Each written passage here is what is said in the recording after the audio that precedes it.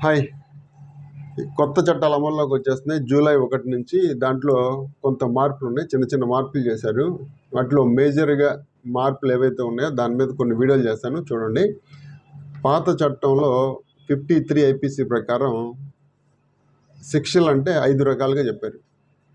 ఒకటేమిటంటే ఉరి శిక్ష, రెండవది జీవిత ఖైదు, మూడోది సాధారణ జైలు శిక్ష. సాధారణంలో సింపుల్, కఠినం అనేది ఉంటుంది.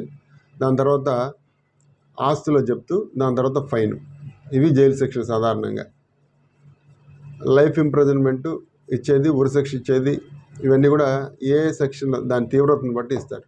అయితే 105D ప్రకారం అయితే ఆస్తులు కూడా జప్తు చేసుకోవచ్చు.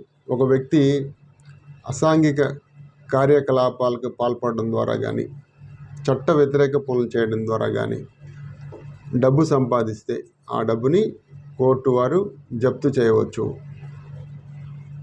శిక్షలో భాగంగా జప్తు చేయవచ్చు. లేదా దాని తర్వాత చివరిది ఫైన్, ఎంతైనా ఫైన్ వేయవచ్చు. అయితే ఇప్పుడు కొత్త చట్ట ప్రకారం అయితే 4F ప్రకారం కొత్తగా ఒకటి ఇంట్రడ్యూస్ చేశారు. అదేమిటంటే కమ్యూనిటీ సర్వీస్. కమ్యూనిటీ సర్వీస్ అంటే ఏదైనా సంఘానికి, ఈ సమాజానికి సేవ చేయడం. అది ఏంటంటే డిఫమేషన్, ఎవరినైనా మీరు కించపరుస్తూ మాట్లాడతాం కానీ వారి యొక్క గౌరవ మర్యాదలకు భంగం కలిగే విధంగా ఏమైనా ప్రవర్తిస్తే 2 సంవత్సరాల జైలు శిక్ష, లేదా ఫైను, లేదా 2, లేదా కమ్యూనిటీ సర్వీస్.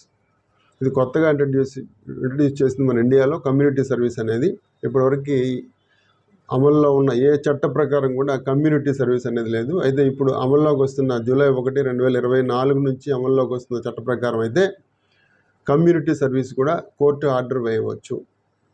ఇది కొత్తగా ఈ ఐపీసీలో కొత్తగా వచ్చిన ఒక అమెండ్మెంట్. ఇలాంటి అమెండ్మెంట్లు 12 ఉన్నాయి. ఈ ఫస్ట్ అమెండ్మెంటు ఇలా కొత్తగా రాసింది. ఇలాంటి 12 అమెండ్మెంట్లు ఉన్నాయి. ఆ 12కి సంబంధించిన వీడియోలు చేస్తాను, చూడండి.